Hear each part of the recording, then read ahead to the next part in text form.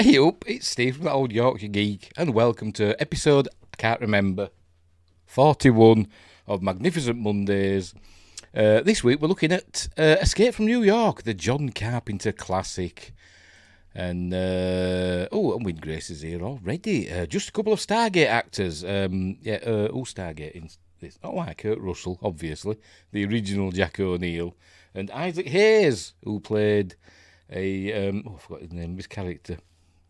In the Ori storyline, he was a Jafar, wasn't he, who became a prior and saved the earth, and much more. Yes, there might be some more in as well, hidden amongst the cast. And Joshua Kanapke's here. Let's get this show on the road. I've got a hot cup. Oh, can't speak. Of chock full of nuts, ready to go. I have no idea what that is.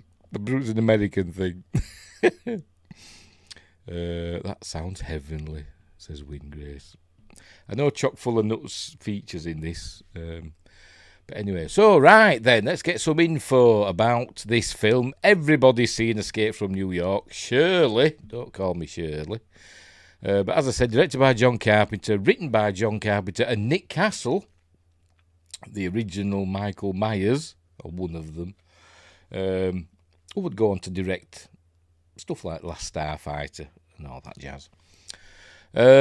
Produced by Larry Franco, who would go on to do his own stuff, like Q, the Winged Serpent and the Stuff, and Deborah Hill, who was a long-time collaborator with John Carpenter. Starring Kurt Russell, Lee Van Cleef, Ernest Borgnine, Donald Pleasance, Isaac Hayes, Harry Dean Stanton, Adrian Barbeau, and others. Music, obviously by John Carpenter and Alan Howarth. And what else? Had a budget of $6 million, had a box office in America only of $25 million, so it did all right. It made its money. I presume the worldwide box office was much higher than that. And that's about it, really. I've got some more highlighted info as we go through the film. Right. Hopefully I can remember it. It's the coffee shop Snake jumps into. Yes, I know, but I have no idea what chock full of nuts is. Apart from when I've seen it in this, I knew it was some sort of establishment. Right, so let's just get on with it, shall we? So I'll read the synopsis. I'll not bother with trailers again. So we'll read the synopsis as on IMDb. In the future of now, 1997... Don't say that, but anyway. Crime is out of control, and New York City's Manhattan is a maximum security prison. Grabbing a bargaining chip right out of the air, convicts bring down the president's plane. No, they don't. Who wrote this? In bad old Gotham. Gruff Snake Plissken, a one-eyed lone warrior new to prison life, is coerced into bringing the president and his cargo out of this land of undesirables, says Anthony Pereira. Well, that was one of the worst synopses of a film I've ever bloody read. That was diabolical. Anyway, hang on. They make good coffee. Hang on, where are we? Borgnine is great, but he's not 7. That was a stretch. Yeah. Borgnine. Dear. As in 7 of 9. They make good coffee too. Okie dokie. It's a brand with a famous jingle over here. Oh, right, okie dokie. At least it doesn't give too much away. It didn't give anything away, did it? We're all wrong. I love when the synopses are insane like that. Yes. Did you watch the film? I don't know, but anyway. Right, I'll make myself teach you time. Oh, before we start, don't forget, like and subscribe, share the videos, drop a comment, hit the notification bell if you're subscribed already. We should be live on YouTube. There we go. Yes, we are. We should be live on Rumble. Let me hit refresh. I hate that it doesn't just start on Rumble. You've got to bloody refresh and press. Oh, there we go. So we are live on Rumble. And we should be live on Twitch. Yes, we are. We're live on Twitch as well. Right. Have I got any more followers on Twitch? Have a chuff. Never mind. Right, so later on I'll upload it to Spotify and Amazon Music Podcasts And I don't know if Google Podcasts is still going, but if it is, it'll go up there as well. You can follow me on Facebook, X and Instagram. Links are in the description, as are the links for my 2 books. They're under there. Give them a whirl if you want to. By the way, you may have noticed earlier on I did a video about a T-shirt that arrived today. A mystery T-shirt. I've privated the video now because it's been solved. Pardon me. It's a birthday present for me, because my birthday's coming up. A birthday present off from my friend Marie.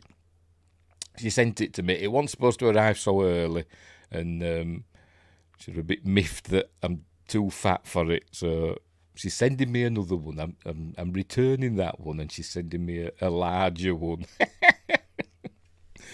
Oh dear. So that's that mystery solved. Oh dear. And Archmage Frey, we all follow down here. Little red balloons and stuff. That mysterious man from Twitch, and my Patreon as well.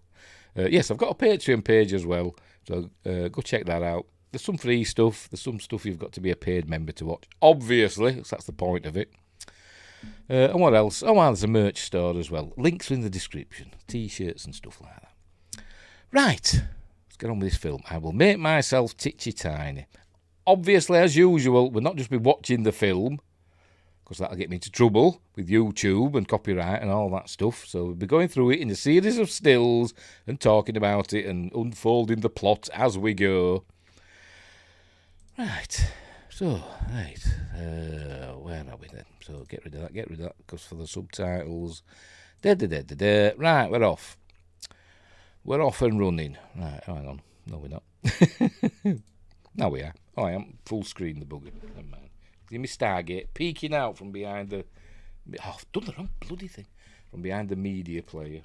There we go. By the way, I watched it on this DVD earlier on. Not DVD, Blu-ray earlier on.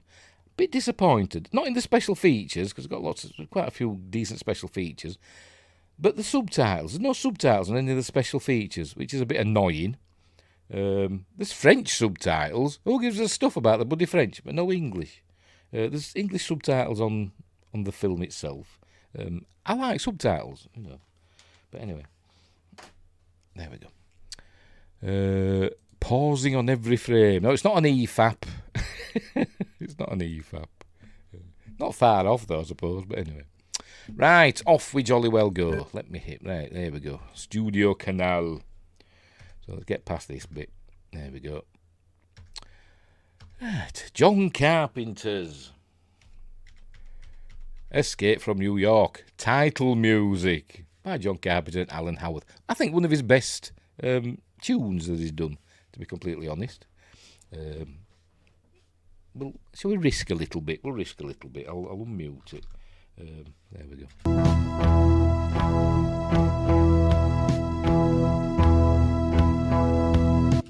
I know that didn't really give us much of a taste of it, but, you know, whatever. The usual electronics synthy score. I concur on use of subtitles. Yes, or subtles. Yes, I like using subtitles in films. You know, I'm not hard of hearing or anything. I just like reading as well. It seems to sink in more with me. Anyway, New York. I thought this was set in Gotham. Actually, Gotham is mentioned in the film, as we'll see. Right. So anyway, right, off we go. A Deborah Hill production. The late Deborah Hill. She passed away from cancer in the mid-2000s. Right, there we go. Starring Kurt Russell, the man himself. Lee Van... I'm probably skipping over some of these. Hang on, let's make sure we're not skipping over any. Lee Van Cleef. Ernest Borgnine. Not 7 of 9. Donald Pleasance as the American president. One of the, fun fact. Let me find it. I'll read it out rather than just try and remember it. It's down here somewhere. I've highlighted it. There we go. Although appearing as President of the United States, Donald Pleasance still retains his unmistakable British accent. Although he does try and American it up a bit. According to John Carpenter, Pleasance, possibly feeling self-conscious, suggested the script include a backstory to explain this glaring constitutional faux pas. He came up with the idea of the dystopian United States having rejoined the British Empire, in which case the president no longer needed to be a natural-born citizen. Carpenter thought the idea was interesting, but would be both distracting and unnecessary to the story, opting instead to simply ignore the accent. He does try to put in a bit of an accent at times, but yeah. So America's rejoined the British Empire. Oh dear. They just said that. Metropolis. Well, yes, there's that as well. Anyway, Isaac Hayes is next. He plays the Duke of New York, A number 1. Also did the theme to Shaft, didn't he? Shaft. Anyway, that one. Again, another Stargate actor. Special appearance by Susan Hubley. Why did she get a special appearance credit? Don't know. Maybe it's because at the time she was the wife of Kurt Russell. She'd not long given birth to their first son, Boston. I think he would divorce her in 1984, and then he'd shack up with Goldie Hawn, wouldn't he? And then they'd have another kid called Wyatt Russell. Right. Tom Atkins, John Carpenter's stalwart.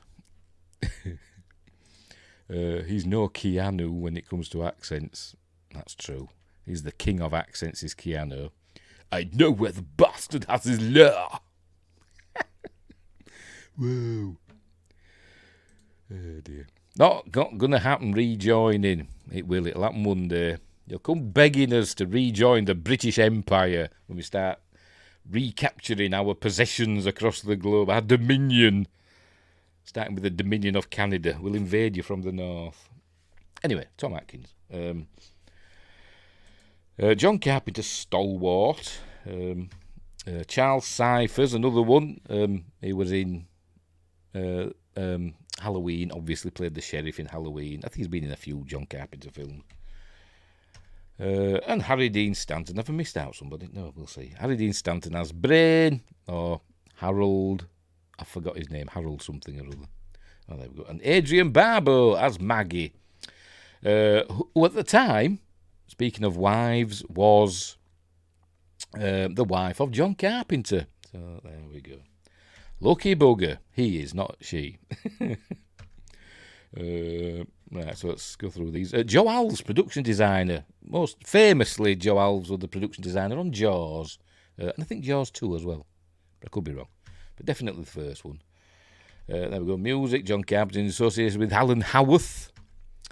Written by John Carpenter, Nick Castle. It's rating that. There we go. Produced by Larry Franco and Deborah Hill, the late Deborah Hill. Directed by John Carpenter. How come he's not the late John Carpenter with the way he smokes? Does he still smoke like a chimney? I bet he does. And he's going to live forever, isn't he? Right, 1988. This is where we get a voiceover, which I didn't know. I was today years old. I hate it when people say that. But I was today years old when I learned that the voice that we're hearing here, and it's obvious once you know, the voice that we hear... Hang on, we'll play this as well. Is Jamie Lee Curtis. I didn't even realise it until today. In 1988, the crime rate in the United States rises 400%. That's Jamie Lee Curtis. I didn't realise that till today. Because it just says female narrator. Is she credited? I don't know. I don't know if she's in the actual credits in the film. I forgot to check. No, she's not in the credits. She's uncredited. Well, on IMDb. At any rate, let's check all cast and crew. Because you never know, it might be in there. Might be in there.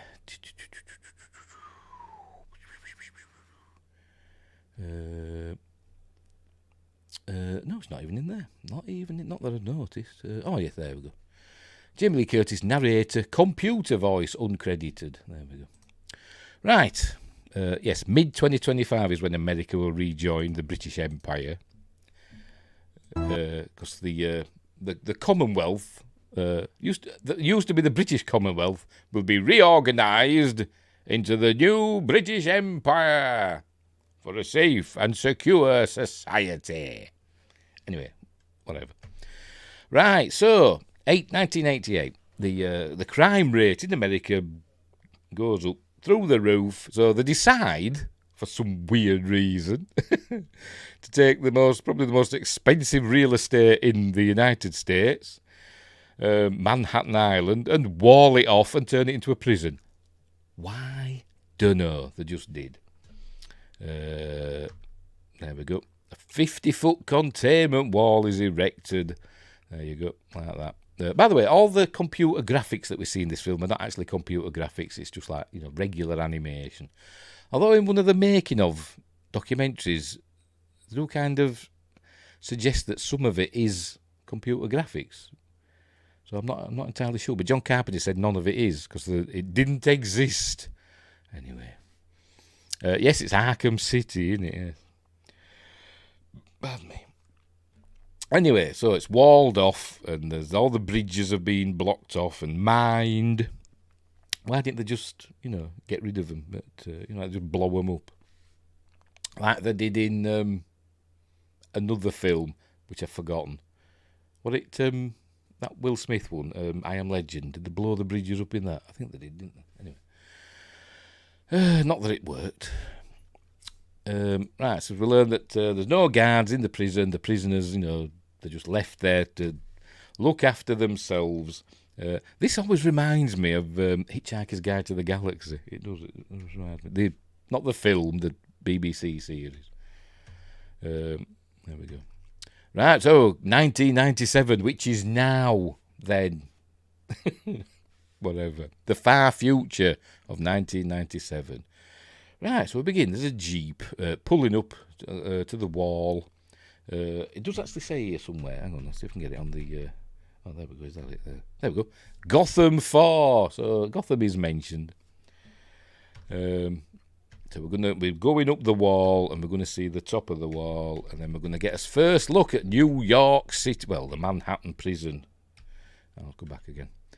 There we go. Lots of matte paintings and miniatures in this film, done by the effects crew, Roger Corman's effects crew, the late, great Roger Corman, who passed away really recently. It was his effects crew, essentially the same effects crew, more or less, that did Battle Beyond the Stars. So we've got James Cameron doing a lot of matte paintings, one of which is astonishingly good. Well, they all are, really. But there's a lot of model work and all that stuff. Yes, F's in the chat for Roger Corman. Yeah, so we've got like James Cameron, the I don't know how to pronounce the name, Skotak. Is it Skotak or Skotak? I don't know how to pronounce it. Skotak brothers and others as well. So, if any of them are watching, get in the comments or join in the chat and correct me when I get things wrong, which I will. So a lot of really, really, really good effects for the budget this film had. The effects are really good and really effective, and some of them are surprisingly simple. But we'll get to that. So right. If it's the same effects crew, maybe we'll get some. Oh yes, more insider information after this. Yes, maybe I will, like I just said. Right, we're off. It's another matte painting. I don't know if James Cameron did all of them, but he did, a lot of them. He might have done this one. This is a matte painting with a, what they call it, insert of some water. The only part that were filmed in New York, which we'll see in a minute, is Liberty Island. But first, some men are trying to escape. They're paddling over the water, look. But they're being spotted, obviously. Because they have heat sensors and infrared and all that stuff, so they can watch for prisoners trying to escape. And they get a warning and a warning shot, but there you go. They've got 10 seconds, but they don't, so they just blow them up like that. And there's a body flying through the air. They shouldn't have tried to escape, should they? Right, so that's them. Then another cool matte painting with cool effects. Obviously a model helicopter with a light shining down on the water. really, really effective. I think it is cool effects. And here we see the I wonder if this is the bridge that the film's going to end on, because obviously it ends at the wall there, the containment wall. I bet that's higher than 50 foot, but anyway. So I wonder if this is where the film ends here. I bet it is. I bet this is the 69th Street Bridge, which I think is a made-up bridge for the film. Anyway. Right, so with that helicopter, there we go. It's the only bit that was shot in New York, where they were allowed to film on Liberty Island, round the back of Lady Liberty. And here we meet Tom Atkins comes out, talking about the people that they've just killed in the water, the prisoners trying to escape, and then he goes into this little booth, and this chap, hang on, let's go back again. There we go, there's a fella here. And we're going to get a nice transition as Tom Atkins comes in and speaks on the phone. That other fella heads off stage. Well, for us it's stage right. I don't know stage directions. Is it, if you're looking out, and is it as the, I don't know. Our right is left. He heads out stage left, right, whatever. And then we get a cut. When it goes dark, we get a cut. And he comes out and is in the Los Angeles basin. So obviously Liberty Island, I don't think it's this big, is it? So have they drained the Hudson estuary and concreted it over and built all this other stuff? They must have done. I don't know. Don't worry about it. Anyway, so he comes out.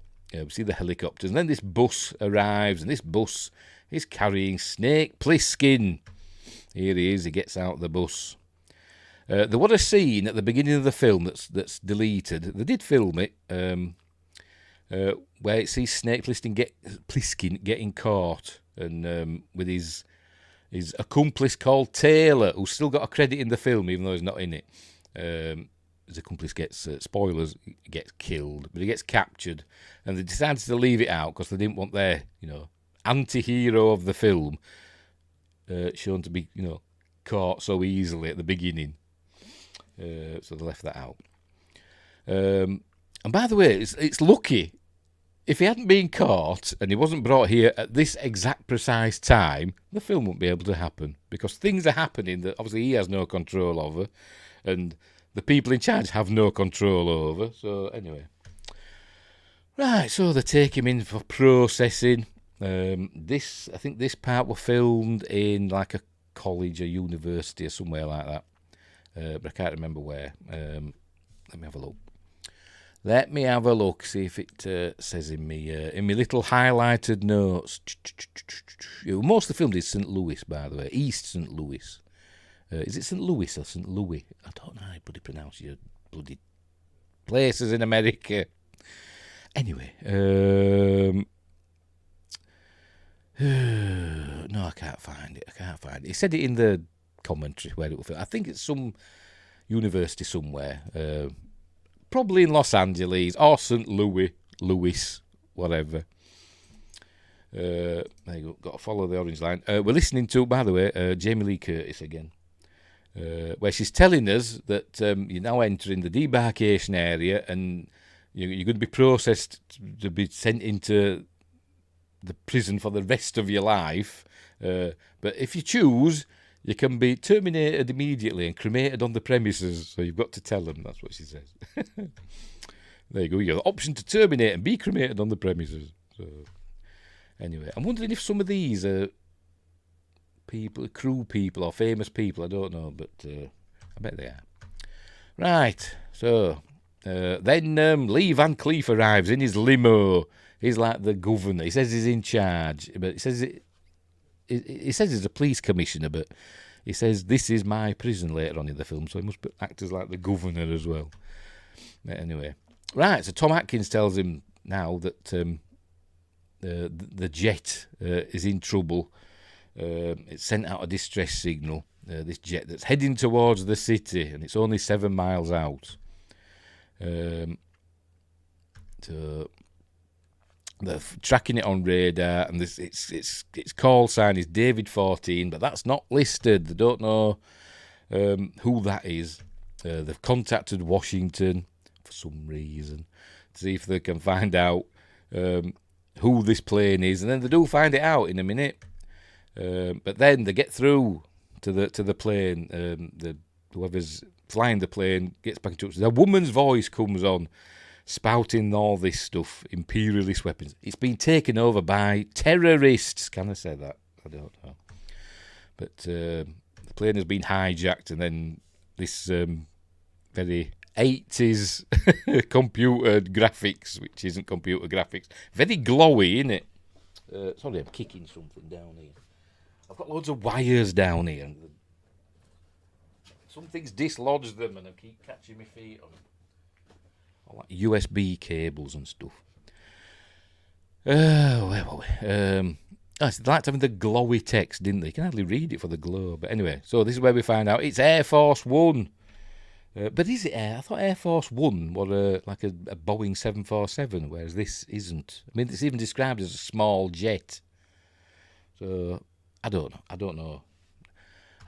Here it is. Anyway, so here it is. Another cool effects shot, by the way. This is a James Cameron effects shot. All practical. We've got like a model plane. Don't ask me what sort it is. But that's done with a motion control plane. So done in front of a blue screen. But all these clouds, it's essentially cotton wool. I think it's described like cotton fibre or something. Stuff that goes in pillowcase and stuff like that. That is just scattered about in this, in the studio, or it's on poles and stuff, and it just lit it really well. And all this other stuff. I presume all that's on the floor. The lights of the city, and it's really effective. I think really effective. Looks really good. It looks like an effects shot, but it's a really good. The magic of Hollywood effects shot. I think it is anyway. And Scottish Geek Guys here. But before that, Wingrid says Air Force One just technically refers to whatever plane the president is currently on board. All right, fair enough. Fair enough. I didn't know if they're like, because no, there's that Air Force 2's the helicopter, isn't it? I'm sure I've seen that somewhere. But anyway, Scottish Geek Guy says bloody love this movie. Not my top Carpenter movie. No, not mine either. That's probably The Thing, to be honest. Is my top one. But it is my top Carpenter score. Yes, I said that early on. I said it is one of his better ones. But it's almost always that fancy special one. Yes, the Air Force one, the big Boeing 747. Air Force 2 is for the Vice President. Oh, Marine one. Yes, that's what I'm thinking of. Yes, Marine one. That's what I'm thinking of. Yes. Thank you, Scottish Geek Guy. The Americans didn't have a chance to correct me. Scotsman did it. Right. Where were we? Yeah, so here we go. So, see, has she taken over the plane by herself? Because has he been killed? Because they're wearing the... I don't know, but... She must have done. She's killed everybody. The pilot there's got a slit throat. For some reason, it reminds me of Tim Curry, but I don't think it is. So she's obviously some sort of pinko commie, because she's talking about the workers of the world uniting and all that, and blah, blah, blah. She's going to sacrifice herself and all that stuff. And here we see Stephen Ford, who's the son of former President Gerald Ford. I've seen him in something else as well quite recently, and I can't remember what, but never mind. Trying to get in, but not really putting much effort into it, look. I can't get in. Come on, man. Put some gumption into it. Anyway, so he doesn't. He can't get in. So he suggests that the president gets into the pod. So this is where we meet Donald Pleasance. There he is. He says, can you shoot off the lock? He says, no, sir, she's pressurised the cabin. Surely it's all pressurised, you'd think, wouldn't it? But anyway. And then he said, you tried lifting the door off the hinges. He says, no, you've got to get into the pod. So off he goes. With his briefcase, with a handcuffs attached to it, because this is the stuff that's going to save the world, because apparently America is at war, presumably with Russia and China, it seems, and he's on his way, is the president, to the Hartford peace talks, and in the suitcase, the briefcase, sorry, is some papers and a cassette tape. There mustn't be any copies of it anywhere. Just a cassette tape, Memorex or something, with a man talking about nuclear fusion and tritium and stuff like that, iodine-1. But anyway, so in he gets. They open up the, there it is, they open up the pod, and there looks to be not much room in there, is there? When that door closes, it doesn't like squash him. But obviously it doesn't. So in he gets, this actor like pretending to watch the plane going over. But I don't know. What's these two lines here? Is that just the back screen of the studio? They're just projecting the whatever that is onto a screen, and they didn't notice this big bloody line there on it. Obviously not. We haven't noticed. Anyway, the plane goes over. So they're in some futuristic 1997 control room. I'm sure I've seen this in like Buck Rogers or something like that. I'm sure I've seen that in Buck Rogers or Battlestar Galactica or something like that. Probably rented from some Hollywood futuristic machine company. Anyway, so they're tracking it on a computer display.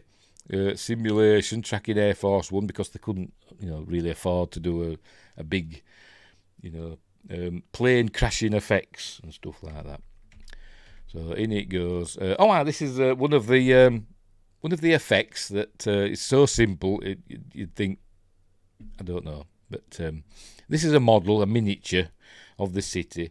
What they did, they got like a map, a big map of New York City, and they copied it and scaled it up and basically drew a big map, put it on the floor. This is in Roger Corman's Venice Beach Studios. It's called the Lumberyard or something like that, in his studio. And they put it on the floor, and where the buildings were, they got like photos of each of the buildings in New York, or the ones that we'd see most of. And they basically just made cardboard cutouts of the buildings, boxes and stuff, and stuck the photos of the buildings on the boxes. And Bob's your uncle. It looks amazing. Stuck some little lights in, and this water here that we see there, that's actually just the studio floor that had been painted black, and you can actually tell that when it's not moving. But it had this weird ripple effect on it, where when they painted it, they must have sprayed it with black paint, and it had made these ripples that had dried, and it looks like water. And when you watch it, actually, because it's that quick, it's on like 2 seconds or something like that, it looks like a plane heading over, dark nighttime water, which, cool effect, unless you pause it and then you see that line there. But never mind. Right, so the plane comes in to crash. Elephant in the room. This was 20 years exactly before 9/11, wasn't it? It came out in July 1981.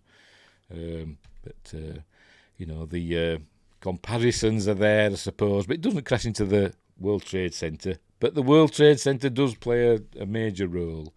Right, so the plane crashes into that building. For some reason, they keep showing these two monitors, one in colour and one not in colour. I don't know why, but they do. Right, the plane crashes, down it goes. So they've got to go in and get him. So getting ready in their choppers, in their Hueys and all that stuff. Flying from Los Angeles to New York. I know they're supposed to be on Liberty Island, I know, but never mind. So off they go. They're going to go and retrieve the president. So, right. There we go. He's with his display again, with his one in colour, one not. Computerised. Are we going to see the other models? No, not yet. Right, so they're landing not in New York, they're landing in East St. Louis, or St. Louis. Is it Louis with an S, or is it Louis? as in Louis Armstrong. I think it's Louis, isn't it? I think it's St. Louis.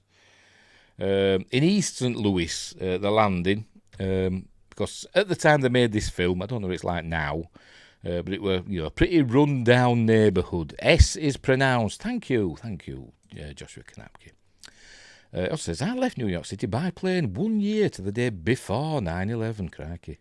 My brother lived in Brooklyn until about 6 years ago. A terrible day, that was a terrible day. What was I saying? The East St. Louis were a run-down neighbourhood. In 1976, there'd been a big fire that had essentially gutted like entire areas of the city, I suppose. And a lot of the buildings had never been rebuilt or anything. There's all these burned-out buildings. That's what that's where they filmed most of the New York scenes. So anyway, so these helicopters come into land. So this is all actually on, it's not models or anything. It's actually really there. So out they come, heading towards the what they call it, the pod, and they find it, but it's not in there. And this is where we meet Frank. I forgot his name. Frank Doubleday. Is that his name? Frank Doubleday. Let me check. I can never bloody remember. You know what I'm like with names. Come on, cast list. Where are you? I think it's Frank Doubleday. Yes, it is Frank Doubleday. As Romero. Some of the characters in this film are named after other directors. So we've got Romero, obviously from George Romero. There's a character called Cronenberg, which we haven't met yet, named after David Cronenberg. There's somebody called Trollenberg, named after the film, The Trollenberg Terror, a.k.a. The Crawling Eye, which I've seen, and it's quite good. Anyway, Wingrace says, depends which part of the US you are from. Most say the S. All right. I will continue saying the S. I say Lewis. There used to be a TV series in the UK called Lewis. I never watched it, but it was a spin-off of Inspector Morse. Another series I never watched. Anyway, right, so he's not there, so they don't know where he is, and then we hear this laughing in the distance. You can actually see a figure there, and that is Romero. He's going to come and have a chat. There we go, manic laughter. So this is Frank Doubleday. I don't know him from anything else. Apparently, we were in Assault on Precinct 13, an earlier John Carpenter film, and he's been in other stuff, but he must be most famous for this. And he does play a really, really, really good role. He does stand out. Hence why I stuck him on the bloody thumbnail. So here he is. And he just says, it says, if you touch me, he dies. If you're not out of here in 30 seconds, he dies. If you come back in, he dies. And then he gets a rag out of his tunic. And he starts counting. Oh, and he shows that they've cut off the president's finger with his presidential ring. Is that a thing? I don't know, but just to show that it's the president.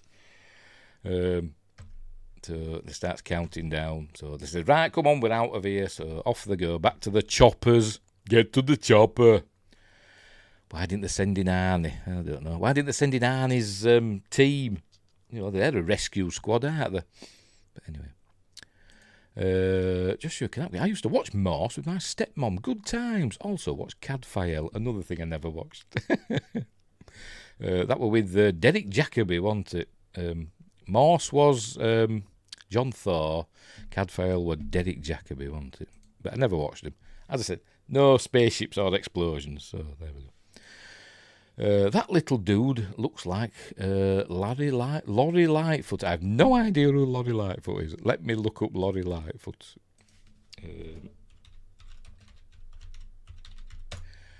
That is that Laurie Lightfoot. Oh, right. Obviously, I know her. Well, know of her. I can't say I agree, but anyway. Look up Laurie Lightfoot. If you don't know, look up in the that Laurie Lightfoot. Right, so they head back out. Charles Cyphers has got the vice president on the phone, and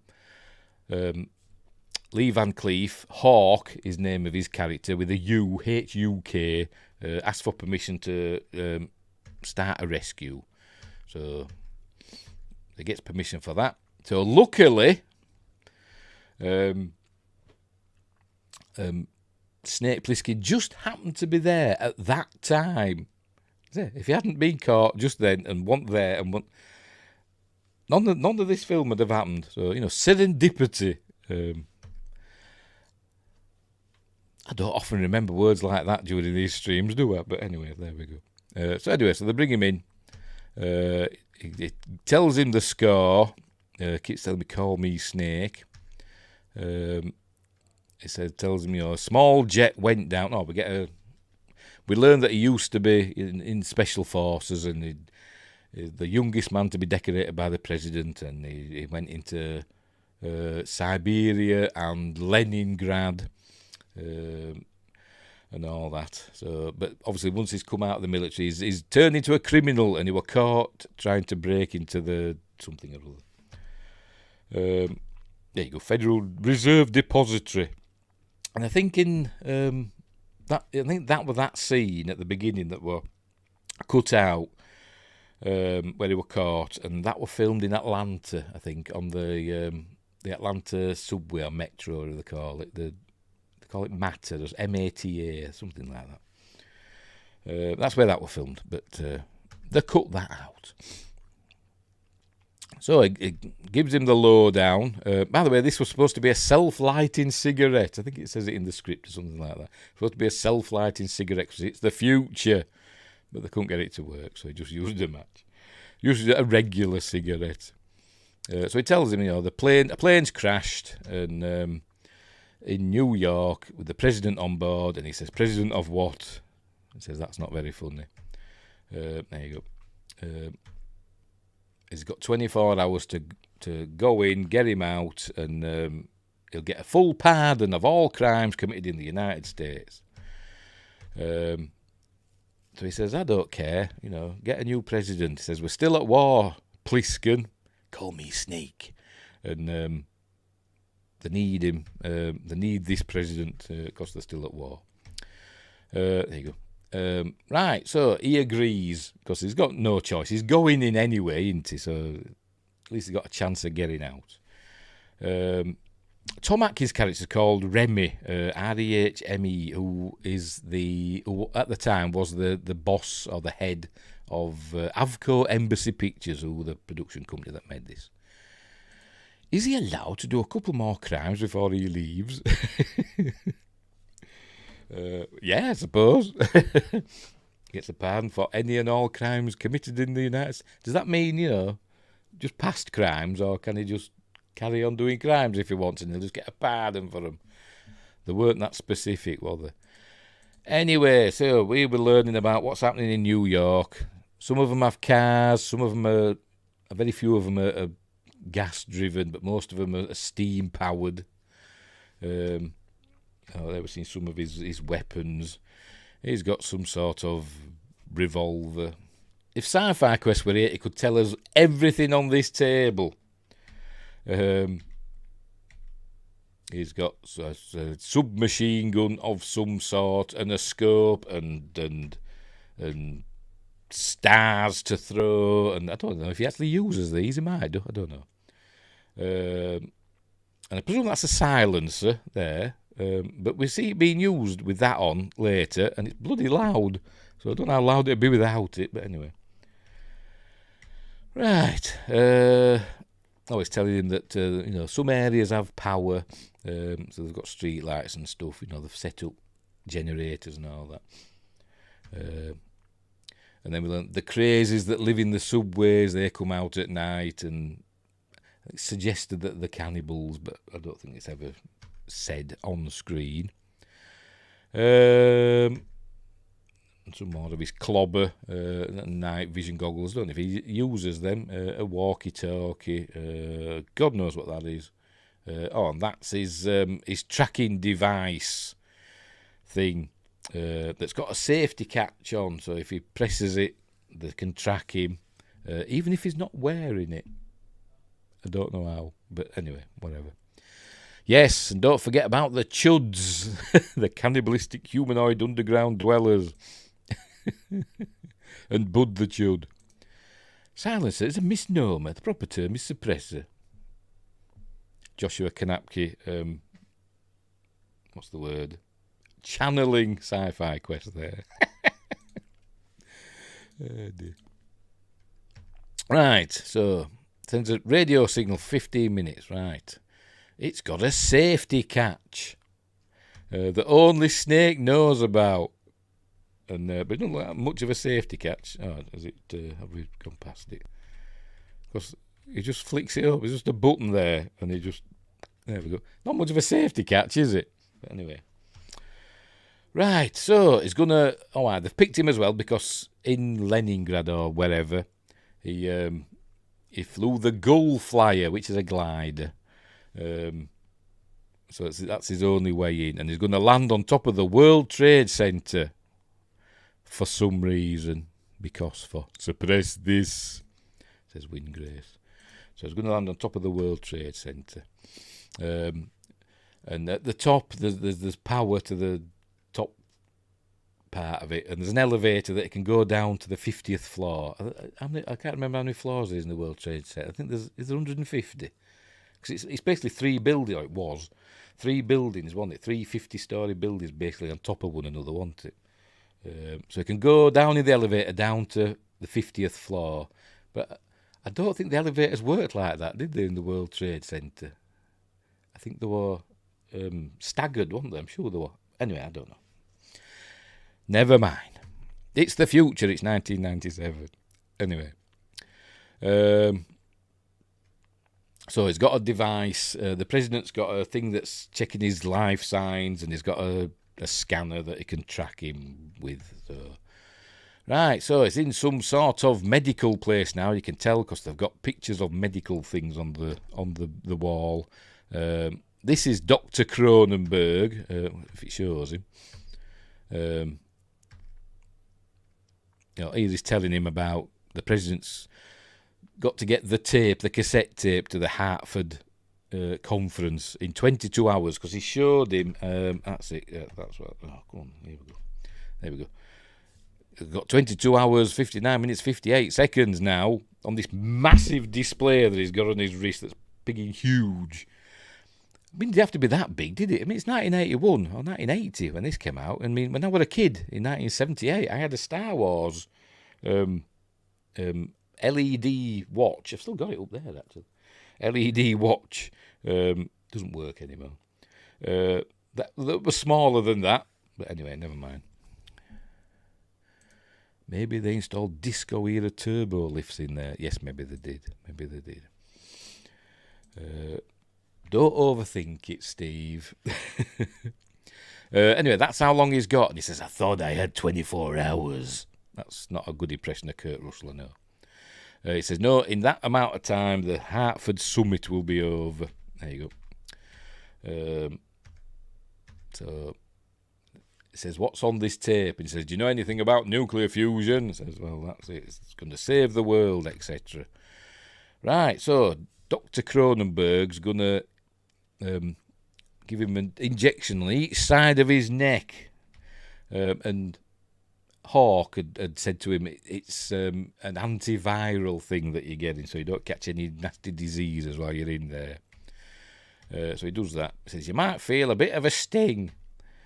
So off he goes. And then he says, tell him. Cronenberg says, tell him. And he's not overly impressed. He goes, tell me what? Again, not a good impression. Right, so I said, what they've done, they've injected the little tiny capsules into his body, his bloodstream. I don't know. They said into his bloodstream, I think, or into his veins or his arteries or whatever. If they're teeny, well, are they stuck there? Won't they move? You know, if it's in. But anyway, I don't know. But anyway, they're there in his neck, and in that amount of time that they've got left. Exactly. They'll dissolve and then explode opening up the arteries in his neck. It won't blow his head up. John Carpenter suggested it might blow his head up. But no, it'll just basically make him bleed to death. I don't know if it'd make his throat go, but it'd be just enough to, open up the arteries in his neck. Anyway, so that's their insurance, so he'll do as he's told. And so he's not happy about that, his old snake. Yes, he's a regular Amanda Waller. Yes, he is. He's a hawk. But it says 15 minutes before the time's up, they can neutralise the explosives with something or other. There we go. So he's not happy, look, but they can burn out the charges. So anyway, off he goes to an airfield, which I think again is in somewhere in Los Angeles. I can't remember. He said where, but I forgot. Pardon me. So here we meet the Gull Flyer. Who in he gets these cool screens and stuff. And John Carpenter said they want to be like a James Bond gadget-filled thingamabob. So it's got lots of screens and buttons and things. So off he goes. So obviously there's a plane towing him. There we go. The plane goes meow, and the glider goes wow. That's the sort of noise it makes. Right, so it's 20 hours left, and he tests his tracer. He presses his button on his tracer. There you go, as a test. So they know that's working. So in he goes, right, so flying towards one of, I presume, James Cameron's matte paintings. I say, still stands up, doesn't it? Still works. So here he comes. Oh, this is where they use some of the models. Obviously, it's supposed to look like CG, not CG, computer graphics, but it's actually no practical. They're just basically cardboard boxes with, what do you call it, reflective tape all around them. So that's how they get that effect. Even got a little red light on top of one of the World Trade Center towers. Again, more miniatures. Astonishingly good miniatures. I think what they did here, whenever we see the glider moving through a scene, flying over these miniatures, I think what they did, the glider were actually static, and what they did, they pulled the background under it, because they said if they'd done it the other way, the glider would have been a bit jerky or something, like a bit wobbly looking. So to keep it steady, with it having such big wings, I suppose if they'd pulled it along on a dolly or whatever, it had wobbled a little bit, so they didn't want that to happen. So they moved the background rather than the glider. There we go. Again, presumably matte paintings. I presume whoever he is, matte painting. They should have reused this model for a Godzilla film. Maybe they did. I don't know. And I said they're good models, really good models. I don't know if they stand up to close scrutiny. I don't know, but they look good for the film, don't they? In the dimness of night and all that. But again, more of these boxes with reflective tape around. So anyway, right, he's going in. He's going to land on top of the World Trade Center. I don't know what's happened to the big radio mast that's on top of one of them. They must have taken it off. When they turned it into a prison, they must have taken off the big radio mast that's on top of one of them. Anyway, he comes into land. Here he is. And he just stops just in time. He has air brakes and he has a piton thing that he shoots out, and it goes into the concrete and it stops just in time. And there it is, right at the edge of the World Trade Center. Don't know how he'd planned to get off. Would he open it up, cut the wire, push the glider off and jump in? I don't know. But he does say his takeoff's for crap or something in a minute. Anyways, he's out the plane. He's wiring up, or he's what they call it, what do they call it now? Hot wiring the generator for the elevator. So down he goes to the 50th floor. There you go. Taking off his for shite. But he'll work it out. Spoilers, he doesn't. Right, so we get his first jump scare. As he's doing that. Have I missed it? I've gone past it, haven't I? Because you just saw that. As he's doing that, somebody behind him. In the script, they took it out of the actual film, but in the script, the World Trade Center were inhabited by a tribe of Native Americans for some reason. I don't know why, but they decided not to bother telling us that. We do see them. I just saw one then. We do see him later on, up on the roof. Feathers and everything. Baffling, I don't know. But anyway, right, so he's out on the streets of New York, which is actually East St. Louis. So here he is. And apparently, Kurt Russell, he must have wandered off or something. Because it's actually filmed on the mean streets of East St. Louis, and he wandered off and stumbled across a gang of street thugs. But he looked so tough and mean, they didn't bother with him. Apparently, that's in the trivia. But anyway. Right, so he's found the wreckage of the plane. Joe Alves and his team found it, at one of these aircraft graveyards and, set dressed it all. To make it look like a crash plane, quite effectively. Right, so he's going to go find the, whatchamacallit, the thingamabob, the pod. We've already found the pod, but he's going to go find it again for some reason. No, he has found it. He has found it already, I think. No, I'm lying. He's found the plane. I think he did. I don't know if he found the pod or not. It does go to the pod. Have I missed it out? Or... No, he does find it. I think later he finds it. Anyway, whatever. Because we swindled them out of Manhattan, so commentary reasons, I assume. I don't know.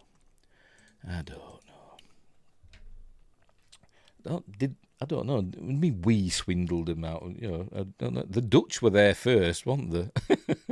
Blame the Dutch. Anyway, where were we? Right, so he gets a signal from his, he can track the president, so he gets a signal, and it's towards a, there we go, beep, beep, beep, beep, there we go, and it's towards a theatre, there we see, he's got 18 hours and 50 minutes left, so he heads to this theatre, the Oldie Manhattan, whatever that says, Melodies, musical review featuring the Velvets. Is that John Carpenter? What's John Carpenter's band called? It's something like that, isn't it? Hang on, let me check. It won't be that now. I'm thinking of that. John Carpenter's band. Oh no, the Coupe de Villes. I knew it had a V in it. The Coupe de Villes. Blame the Dutch. Another killer short idea. Maybe Ben and Jerry finally gave back their land.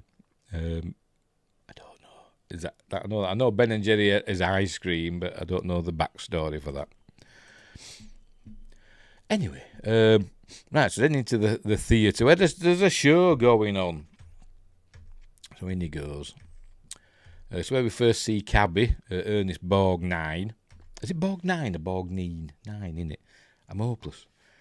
And they're singing a song which was supposed to be Everything's Coming Up Roses, but they didn't have clearance for that song, so they had to make one up. So it's Everyone's Coming to New York or something like that. With new lyrics like Stab a Priest with a Fork. It's a way to get into New York, isn't it? You can get here by stealing a book. So there, it's they're singing away. There's Cabby, having a whale of a time. Look, bless him. All right, and these are some of the crew. There's John Carpenter playing guitar. I think that might be Nick Castle on piano, and I'm not sure of the others. I don't know. So there we go.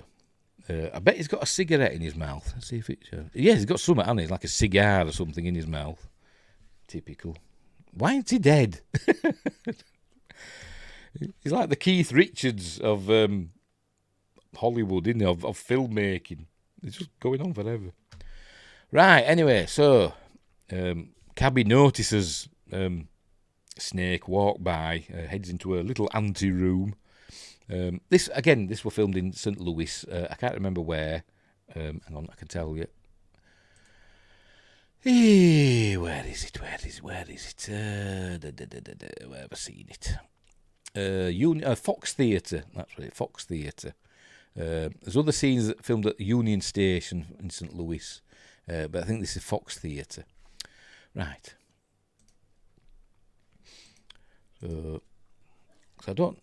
I think only the visual effects were done in the studio. I think everywhere else is like on location. Seems to be anyway. So Cabby introduces himself. Says, "Hey, I thought you were dead," and says, "I am," or whatever. Everybody keeps saying, "I thought you were dead" to him. And apparently, everybody who says, "I thought you were dead," spoilers, dies. Anyway. Ben & Jerry's background. Last July 4th, they posted that the US should return Mount Rushmore to the Sioux. A displaced tribe of Native Americans claimed Ben & Jerry's offices and facilities were on their tribal land and should give it back as a show of support. Yes, they should if they've said that. They should do, shouldn't they? Don't be hypocritical, Ben & Jerry. Right. Where were we? It's following his signal, and we see some stuff going on down in the depths of the theatre. There we go. A young lady's getting accosted. It doesn't help her. He's got other things to worry about. Comes across this young fella. Says, "Hi, Chief, nice boots."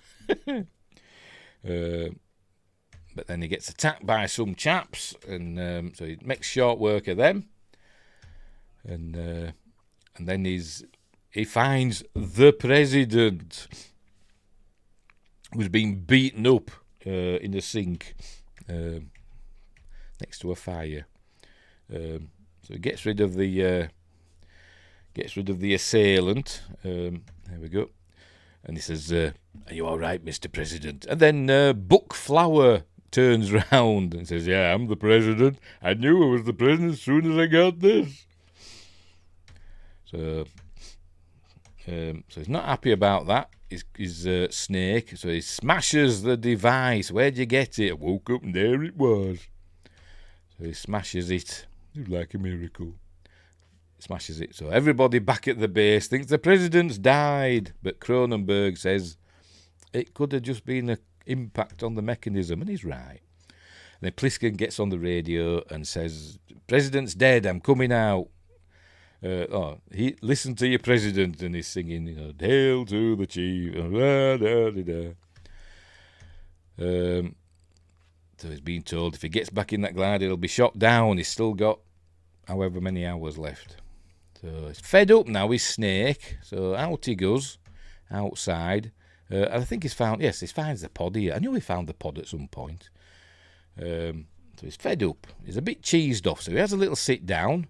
And then some of the crazies start coming out, as we'll see. There we go. One of them comes out and he starts banging on the manhole covers.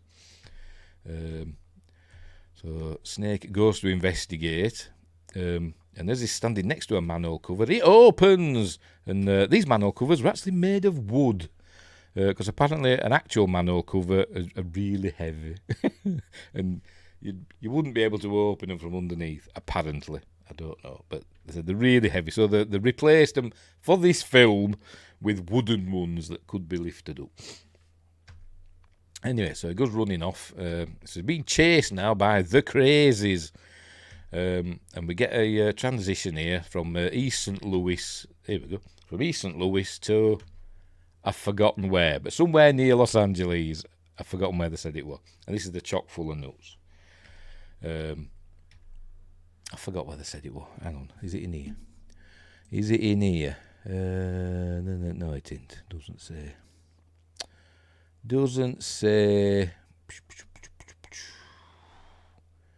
Nope, never Can't remember. Never mind. Warriors versus Teenage Mutant Ninja Turtles. Do you know in the UK, the Teenage Mutant Ninja Turtles, the cartoons, were retitled Teenage Mutant Hero Turtles? Because, I don't know, for some reason, kids weren't allowed to watch things with ninjas in the UK. Don't know why. Warriors, come out and play. That had been in the Monday Morn. It's a film I've never been a big fan of, Warriors. Anyway. No, it wouldn't have been in Monday Morn. I don't hate it that much. Anyway, so here he is in chock full of nuts. So he goes in and meets his wife. He stands, look, he just stands on the floor. We see part of the floor sort of like collapse a little bit of foreshadowing.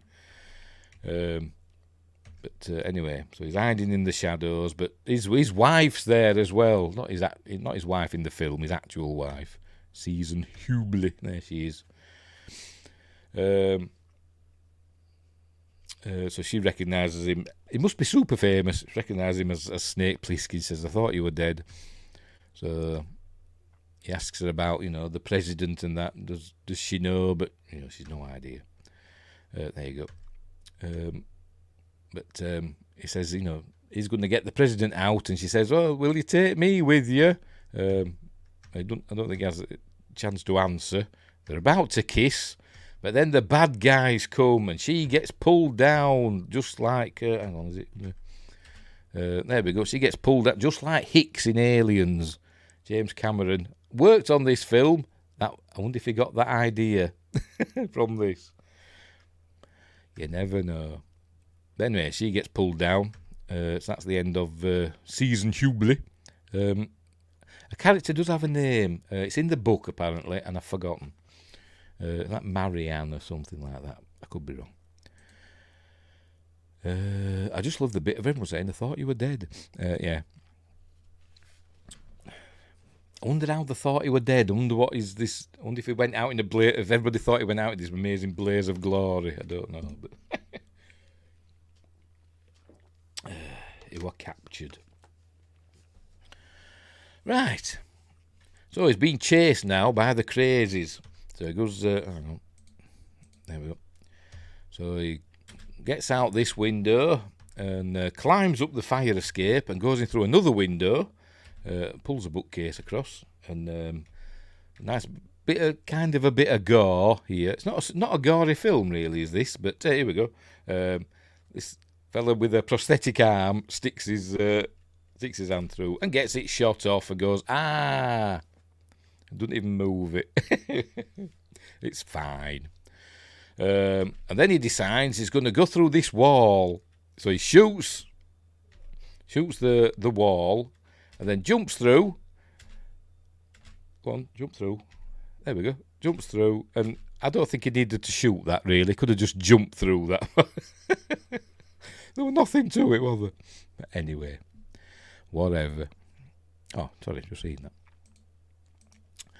Right, well, let's make sure we're still going. Yes, we're still going. Oh, cracky. Because I thought we'd lots of chats on Rumble, but they're not. They're just Bitcoin and stuff like that. Oh dear. Right, never mind. Right, so he jumps through this wall, then smashes another window, goes down the drain pipe. Oh, and he drops. When he's climbing over this wall, I think I've gone past it. There we go. Sorry. He drops his radio and breaks it. Sorry, I just enjoyed that. It's kind of spooky, isn't it, that? Drops his radio and it breaks. So he's no contact now with the outside world. Oh dear. So I'm still snuffling. I'm like 99.9999% better from this cold, but just started snuffling all of a sudden. Right, so where he encounters Cabby again, as we see in a minute. His Cabby arrives and he says, "Where you going, buddy?" So he gets in the cab, and there we see Cabby's tapes, Pay attention to the tapes. Apparently, all tape cassettes in America in 1997 are all exactly the same. Anyway, so he throws a Molotov cocktail at the craze. Have I missed it? Have I gone past it? Is he doing it now? Here we go. Yeah. There we go. Throws a Molotov cocktail at the crazies and drives away. There we go. But apparently petrol's really hard to come by. So I wouldn't have wasted that. But anyway. I wonder how many takes that drop radio took. I mean, it's John Carpenter, so probably first take. It's not exactly Kubrick, is it? Oh dear. They could have got lucky and got it with the first take, or it could have taken 3 or 4. I don't know. He didn't say in the commentary. I don't think he did anyway. Right, so I was asking him what he was doing back there, and Snake basically points his gun at his head and says, "Where's the president?" Says, "Oh, the Duke's got him. Everybody knows that." Honestly, where we learn that Cabby had been driving this very same cab for 30 years. Now, is Cabby a prisoner, or is he just somebody that didn't want to leave, his home when they turned it into a prison? I don't know, but anyway. So it says the Duke of New York's got the president. Everybody knows that. So it says you're going to take me to him, but obviously he doesn't take him directly to the Duke of New York. He's taking him to see Brain. So he parks his cab there, and they head out to wherever this is. I don't know. As I said, I watched it with the commentary, but I don't know if they said what building this was. I don't know. Anyway, so they're heading here. This is where Brain lives. This is the Harry Dean Stanton character, and this is where we're going to meet the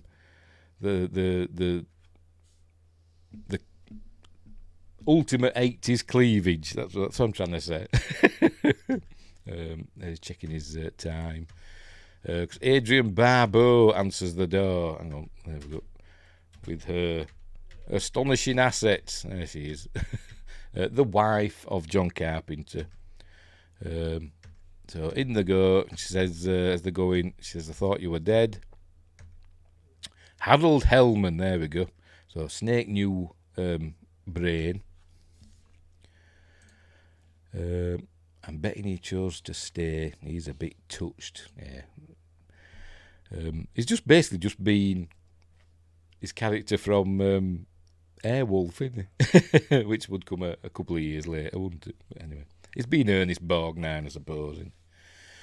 Anyway, so where we learn that Brain, Harold, and Snake have a history.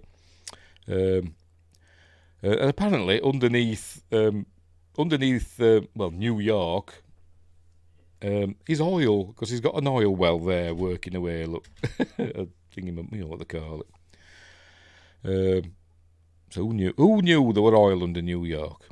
Anyway, then they've got a history, and Snake doesn't like him because on a job or whatever, he abandoned them because Brain said Snake was late, so that's why they left him behind.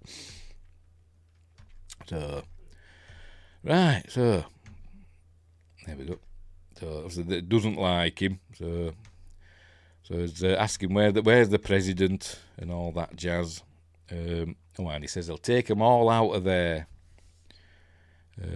Black gold, Texas tea, yes, etc. Oil. He says he'll take them all out with him. If they tell him where the president is.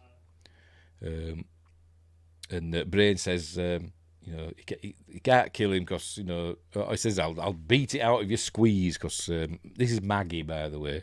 She is Brain's squeeze, given to him by the Duke to keep him happy. And he says she doesn't know exactly where the president is, and if you don't know exactly precisely where the president is, you'll never find him. So anyway, right, so they're going to go and find the president. Right, so off they go. But before they can get back to Cabby's cab, the Duke arrives with his entourage, and Cabby runs away. And Maggie says, "Cabby, you slime," which is a very George Lucas line. But anyway, so they hide. Obviously, the Duke's gone to see Brain, because apparently Brain has a map of the mines on the 69th Street Bridge. Because the plan is they're going to, basically, everybody's going to leave the prison. They're going to use the president as a bargaining chip, go across the 69th Street Bridge, and everybody, all the prisoners are going to be freed. That's the Duke's plan. So he's gone to Brain's place to get the map, which, as we learn later, isn't entirely accurate, but anyway, so that's what he's there for. Right, so they're going to head to where the president is while the Duke is at Brain's. But they've got to steal a car, so he's going to steal this car off one of the Duke's henchmen. So he makes short work of these two chaps. Steals the car. There we go. Off they go. Heading to across town somewhere. But they've got to get there going on Broadway. So they're not going to catch a show because there's heads on pikes. This is where we learn that why you don't go on Broadway. Oh, you can see a head there. Look, is that Gollum?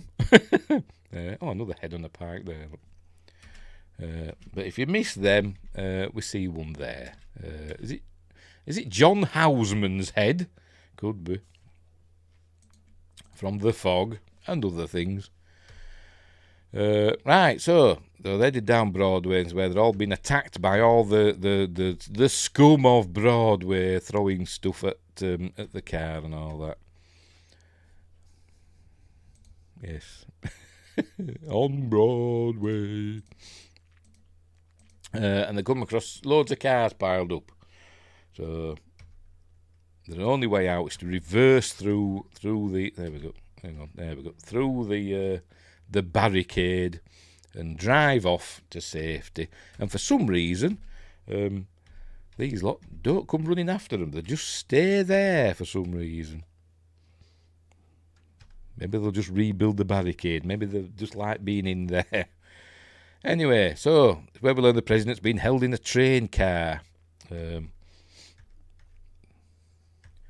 we go. He's in a train car, and Snake tells Brain and Maggie to keep the fellas occupied, because he's going to sneak in.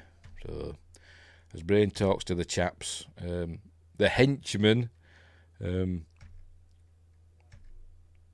he wants to go in. Brain says he wants to go in and see the president, and but the Duke's told him not to let anybody in. So while they're talking, Snake's making his way into the train car, and these are the ones guarding the president, and he kills them. He throttles one fella. Here he goes. Look, throttles one fella quietly, but the other fella shoots him with his crossbow, pointing right in his leg, but then he gets, his throwing star. Yes, he did use it. His throwing star thing. Gets him right in the bonce. Pardon me. So he frees the president, says, can you let's get out of here, we've got to be quick. And says, I can be quick, so he gets out. So they're getting the president away, but, there we go. They're waylaid by Duke's men. They get recaptured pretty quickly. The Duke asks what's going on. Says he had a gun on me. There's nothing I could do. So anyway, so they've captured Snake Plissken. All right, and Brain says we need him, Duke. The man sent him here. Something's going down.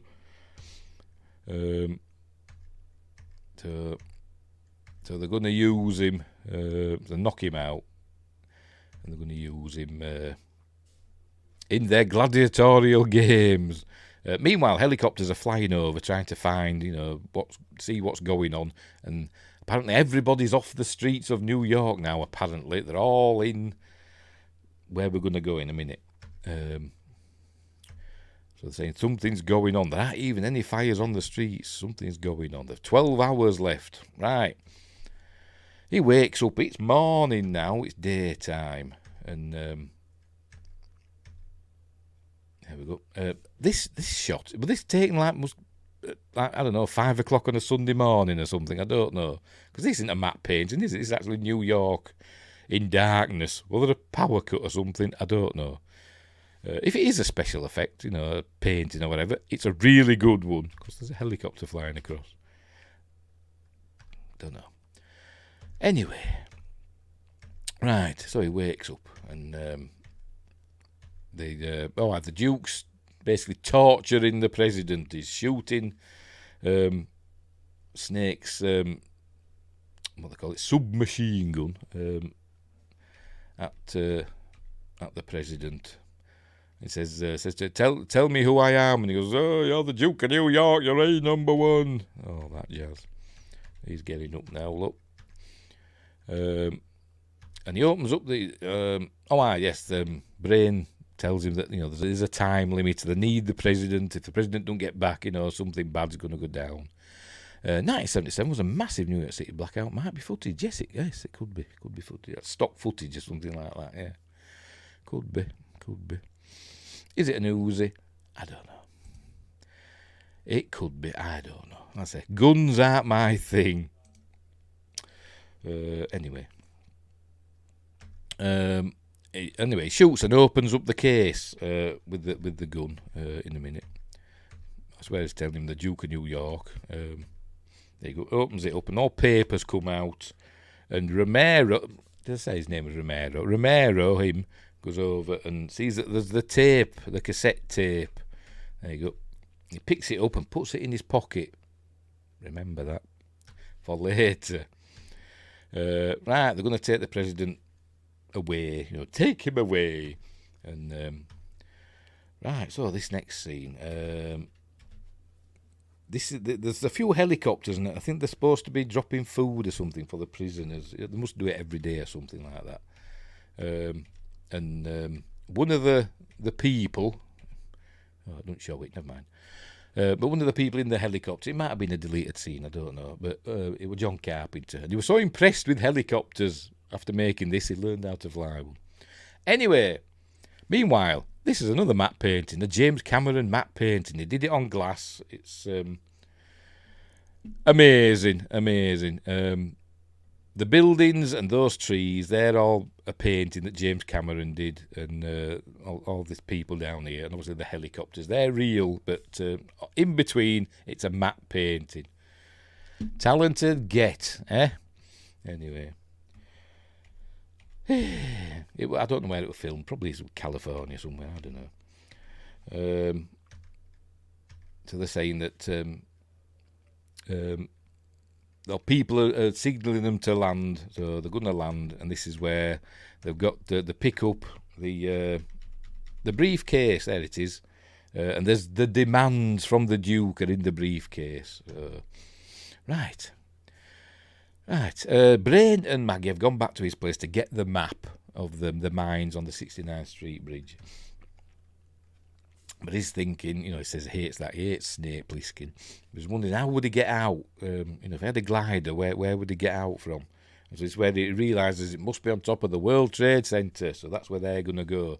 They're going to get the president and escape with him.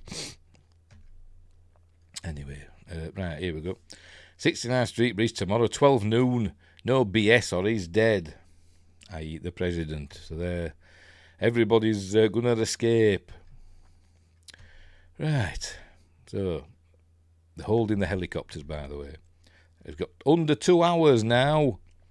Right, so Snake's going to go in to do some fighting, I think, now, against a wrestler called Ox Baker. Anyway, by the way, is it one of these? I don't know. It might be him. I don't think it is, but one that reminded me of the character from The Thing. Is it Windows? I think it's Windows. But I don't think it is them. It's the sunglasses that had me thinking that. Anyway, they're entering Looks like a bloody performance of Oliver Twist or something, isn't it? But never mind. Right, so they're putting him in a ring. Not as cool as Bonesaw. No, he ain't. Not as cool as Bonesaw. Bonesaw is ready. The late, great Randy Savage. No, he's wrestling somebody called Ox. Well, his real name's Ox Baker. Who I've never heard of, apart from this. But apparently he wrestled the likes of Andre the Giant and Dusty Rhodes, back in the day. Back in the day, before like WWF and all that was on the scene. Oh, excuse me. Oh dear.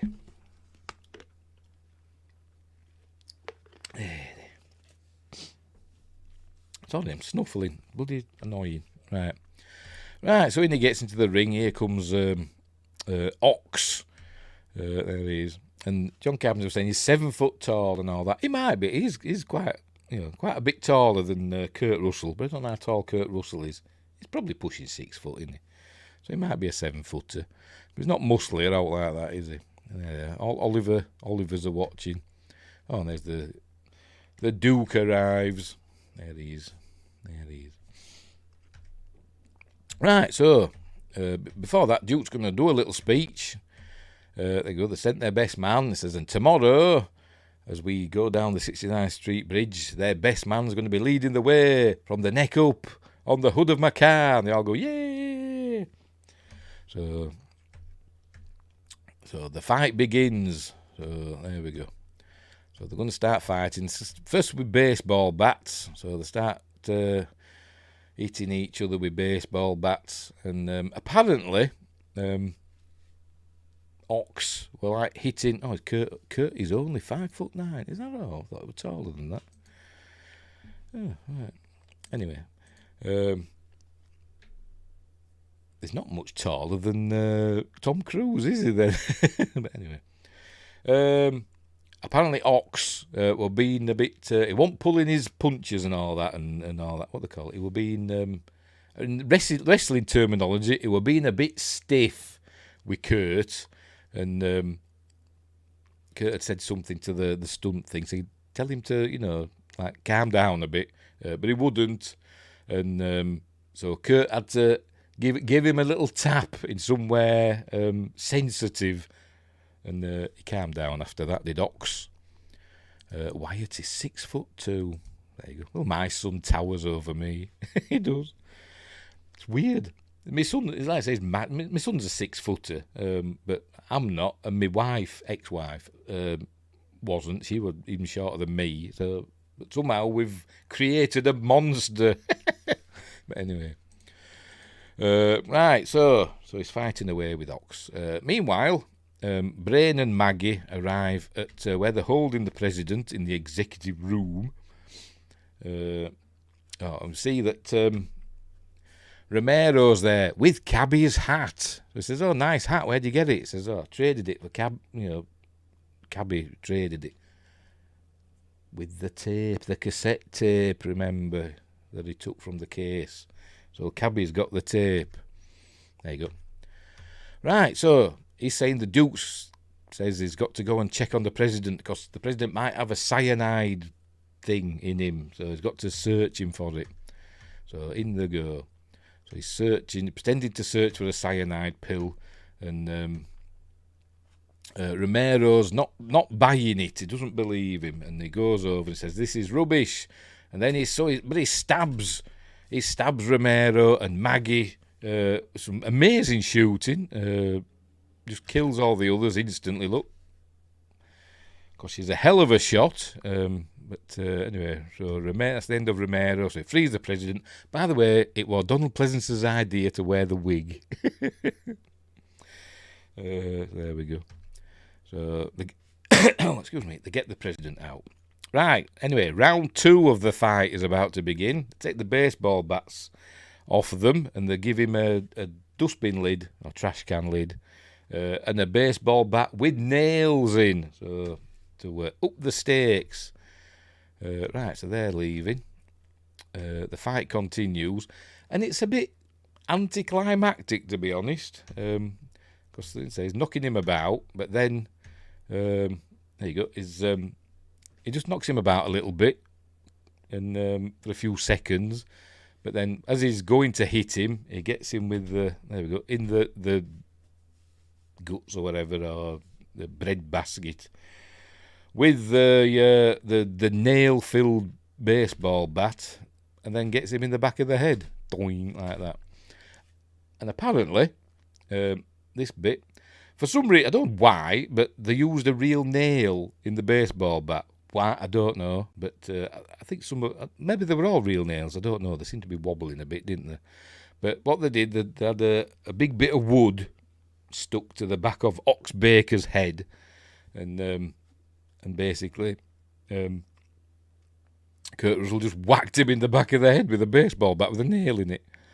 So there we go. And apparently we're a bit nervous about it. Yes, I would be as well. I think, do we have to do it with a real nail? Because it had to stick, you see, in the back of his head, like that. Look. So it had to stick. So well, can't they use double-sided tape or something? How couldn't they have played it backwards? I don't know, but that's what they did. Kurt Russell is no Bruce Campbell. Nobody's Bruce Campbell. Anyway, so he's killed Ox. And then they're all chanting, snake, snake, snake, because he's Spartacus and all that. And he noticed, I forgot to say, he noticed that one of the chaps had his tracer bracelet on. So he opens it up and presses the button and it activates the tracer. There we go, tracer activated. And he doesn't need to wear it. You'd have thought that he needed to wear it, but he doesn't. The other fella's still got it. But they're tracking where Snake is. So maybe it's tracking the things in his neck. I've no idea. I don't know. Or maybe it's tracking that. I don't know. Because he gets that back. I think Ox had that on his wrist as well, because they took all his stuff. But he's got that back now. His massive watch, digital watch. But they are both in the next one. Oh, in Escapes from LA. I've still not watched that all the way through. And I've got it. I'd never get around to watching it. Anyway, I've seen bits of it, but I never got around to watching it all the way through. Right, so where we learn that Brain has taken the president, so they're all going to go after him. So everybody leaves. The tracer's activated, so they're all waiting for that. He's arrived at the World Trade Center. He's heading upstairs. He's got to go up 50 floors and then use the elevator, can't he? I presume it's tracking the insurance. Yeah, that's what I said about them things in his neck, maybe. I don't know. I don't think they were very clear about what it's actually tracking. But anyway. Right, so he makes it to the top, and there's a gunfight going on up there, and all the Native Americans are they're throwing things at Maggie and Brain and the president, and Maggie's still got the gun with loads of bullets, and she's just shooting. And they're trying to. There we go. Oh, there we go. They've done it. They pushed the glider off the building, and down it goes. In a not overly convincing way. I think one of the Skotak brothers, don't ask me which one, wanted to do it a different way. He wanted to do it a top-down view, watching it circle down, because they had several models of gliders, and he wanted to basically just throw one off a building and watch it smash to the floor. But they didn't want to do that. They did it like this instead. It's fine. There you go. Goddamn Redskins. Can't say that. You can't say that today, Kurt. I think Kurt said that. I don't know. And that either. You can't say that either about the first people. Anyway, so they pile into the lift, elevator, because obviously they can't use the glider now. So they've got to find another way off. They've got to use the map. Oh, and Snake takes the map off Brain, There you go. And because Brain's car is parked in the lobby. So they have to go down 50 flights of stairs to the lobby to where Brain's car is. And so he's got the keys. Anyway, so off they go.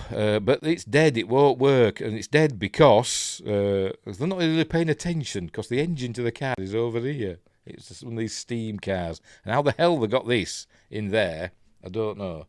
Because they turn round and they open up the bonnet, sorry, the hood, and there's a man inside with a crossbow. So the really quick work getting that steam engine out of Brain's car, and then they see that the Duke is standing by the engine. Look at the size of it, huge. How did that fit in there? Don't worry about it. So there we go. So he says, we're going to kill you now, blah, blah, blah. But there we go. Kurt Russell, not Kurt Russell, well, he is. Snake shoots the engine and makes all steam come out and gives them a chance to escape. So they run out. And then Cabby arrives just in time. Yeah, he's like that cab off Roger Rabbit, isn't he? You just stick out your thumb and he just appears, doesn't he? So there he is. So they all jump in Cabby's cab and head towards the 69th Street Bridge, passing the crashed plane as they go. And this is where it says, that he wants the tape. They go, where's the tape? And Cabby's got it because he swapped it for his hat. There you go. You trade Romero your hat. So there we go. So he puts it in. There we go. What does it say? The discovery that tritium creates only 1/1,000,000th of the biological damage of iodine-1. I've no idea what they're talking about. I don't think they know either, do they? But that's it. So he takes that, does Snake. Right, they're heading for the bridge. As the Duke drives under this bridge, they drive over it.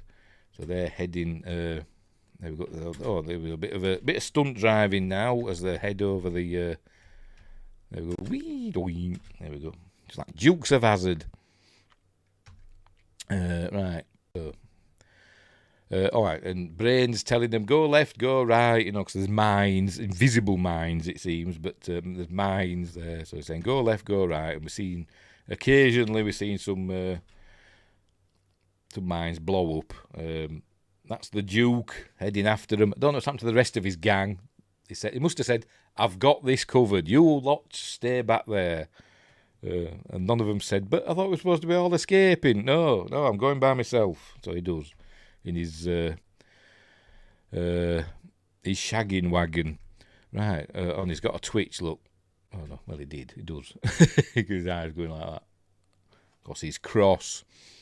Anyway, and there we see mines going off, But anyway, let's have a look. Oh, and Cabby says you're pushing her too hard, Snake, and then it hits a mine, and it just sort of like it doesn't like go, it just sort of goes, and then the cab breaks in half. There we go, in a clean break. Anyway, never mind. And but they're all fine apart from Cabby. Cabby doesn't make it, but they're fine. Cabby's not fine. So that was quite sad actually. That I think, because Cabby was a good character, but he's no longer with us. Right. So they're heading on foot. Oh, aye. And he's saying you're supposed to go in left because they went right. And he says you're supposed to go in left, but bang, he got his map were obviously not right. So Brain's dead now. Poor Harold Hellman. And Maggie obviously loved Harold. She doesn't want to leave. There he is. The Duke's coming. So Snake says, Maggie, we've got to go. Time's running out. And she doesn't say anything. She just holds out her hand. She wants the gun. So he gives her the gun. She's going to give him a bit of extra time. So off she goes and starts shooting a bit too early,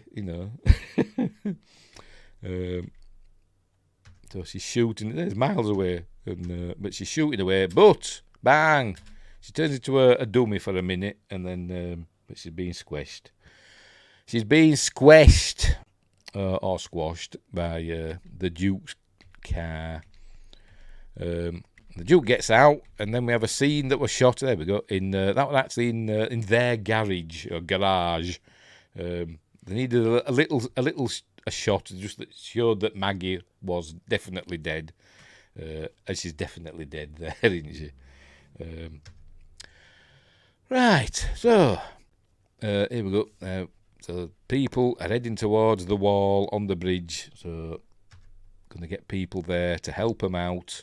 There we go. They're going to get a winch and stuff like that to get people out. Right.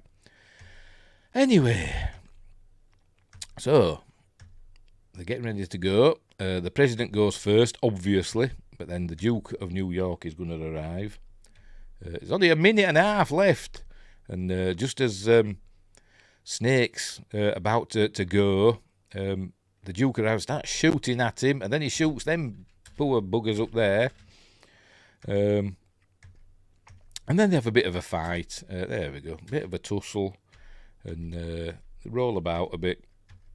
And then the thing comes back down. What they call it? The winch thing. The harness, that's it. Comes back down. He grabs on. And it starts pulling him back up. But then... I've gone too far.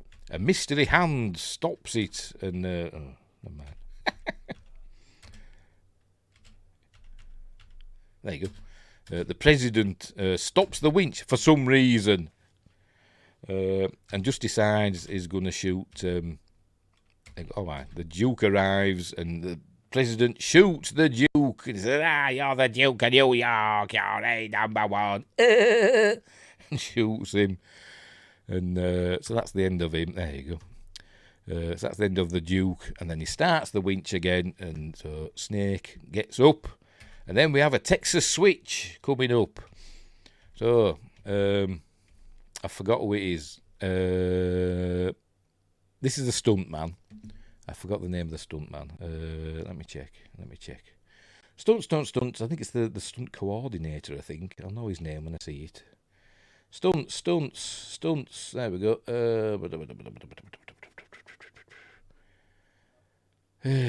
I think it is. It's Dick Warlock. I should have known that name, shouldn't I? Why could I not remember Dick Warlock? This is Dick Warlock coming down. He drops down, as we see. Hang on, there we go. Quite a way, actually. Apparently, we're about 15 foot up. I don't look it, but apparently we're. When he drops down behind the Jeep, and already crouched down there behind the Jeep is Kurt Russell. It's a Texas switch. He pops up. Dick Warlock stays crouched down, and he comes round and he says, "Do me this. Give me the tape." So he gives him the tape, and then he neutralizes the explosives. There was, I think, in the original script, or maybe even in the shooting one, I don't know. There was going to be a line that there wasn't actually an explosive. It was just it was a MacGuffin, a placebo of sorts, I suppose. They just wanted him to, do his job, But they decided not against, decided against that. He did have explosives in his neck. So anyway, so they've neutralised them, and then we get the countdown. Look, beep. It doesn't blow up. He's fine. Right. So then he goes over to see the president, and they're getting ready. They're shaving him and cleaning him up. Because he's going to do a broadcast for the summit. So has everybody at this summit just sat twiddling the thumbs and waiting? Is the president going to come? Because this summit's over. It's actually, technically, it ended 10 minutes ago. And I'll say, no, it's fine. He's going to speak via satellite. So anyway, the president talks to Snake, and he thanks him, for saving his life. And Snake tells him, a lot of people died to get you out of there. And he says, oh, yes, of course, they'll be remembered and all that. And obviously, he doesn't really care. He's a politician after all. Politicians are scumbags. So anyway, there you go. We did get you out. A lot of people died. And he says, "Oh yeah, I'm very grateful. I'm sorry, I'm on camera in what, 2 minutes?" So off he goes. He walks off. And earlier on he said when he comes back, he was going to kill Hawk. And says, "You're going to kill me now, Snake?" And he says, "No." There you go. He's too tired. Look, he's too tired. He's just going to walk off. And he offers him a job, and I don't think he takes it, does he? This was supposed to be the self-lighting cigarette again, but it didn't work. Anyway, off he goes. So anyway, he's on camera now as Mr. President. He looks all tidied up. I think he's still got his handcuffs and stuff on, but he's hiding them. So he's going to play the cassette now that's going to save the world, all about tritium and nuclear fusion and iodine-1 and whatever. He puts it in. Puts the tape in. Oh, I still got his handcuffs on. Look. Puts the tape in and plays it, and there we go. It's American Bandstand or something like that. It's music from that. What were in Cabby's cab? What Cabby were listening to earlier on? All the Prez had to do show some empathy, and he'd have been given the actual tape. Oh well, yes, probably. Yes. But, politicians, what are they like? Anyway, so the music's playing, and so he looks like, oh my God, what's going to happen now? But for all we know, that could have saved the world. They could have thought, oh, look, the Americans are so jolly, they're playing us music, let's just end this war, maybe. I don't know. Does it say in Escape from LA what happened? I don't know, because I've not seen it all the way through. Anyway, and then we see that Snake has got the cassette and he's just pulling it out. Look, and because it's the future of 1997. Well, we're still using cassette tapes in 1997, won't we? I'm just pulling it out and ripping it up. But you'd thought they'd gone for that. Well, I suppose if it were like a CD, he couldn't have done that. He could have broke it, I suppose, couldn't he? Hang on. Nothing matters by the end of Escape from LA. Oh, no, I don't know, because I said I haven't seen it. I'm sure Snake probably thinks, what's worth saving exactly? He doesn't care, does he? Doesn't care about their war, even though he's been part of it at some point, it seems. But anyway, so off he goes, pulling that off for on another adventure in LA, in whenever they made that. And that's the end. The credits go up. A cool film, really cool film, a good action adventure, which were a bit of a departure, wasn't it? I suppose, for John Carpenter. What had he done before? He'd done Dark Star, which was sci-fi. Well, I suppose not. Really a departure. Well, he'd done sci-fi. He did Assault on Precinct 13, didn't he? Which were kind of similar to this in feel, a little bit, I suppose. And then Halloween and The Fog, which was like two horrors, weren't they? And then this. Anyway, would have been cool to see the Escape from Earth trilogy ender, but too late now. Well, there was talk, wasn't there, that Ghosts of Mars was supposed to be Escape from Mars or something, wasn't it? That was supposed to be the next one, but anyway. Escape from LA was 96, all right. And what year was it supposed to be set in? I don't know. I'll get round to watching it one day. Mind. Anyway, so there we go. So that's the end of Escape from New York. A cool film. Really, really good. Really, really good. One of my favourites. Even though I don't watch it that often, to be completely honest. But it moves along at a fair old clip, doesn't it? Better than my droning bloody description of it. But anyway, right, so give it a whirl. I'm sure it's on all the usual streaming services, or you can buy it on crappy Blu-rays that don't have English subtitles in the special features. Anyway, don't they care about deaf people? Obviously not. Anyway, right, so we'll leave it there. What's coming up next? Is it set in the year 2000, Escape from LA? Right, okay. Only 3 years later, isn't it? Right, what's coming up next? Wednesday's my news stream. Hopefully there'll be some news. Then Friday, hang on, let me move that. Friday, we've got a double bill. There's been a change to the advertised feature. I'm doing a double bill for a Friday night appointment with the, we're doing, hang on, get the right way around. House on Haunted Hill, 1999 remake of the classic 50s Vincent Price film. This one's got Famke Janssen and I could never remember his name.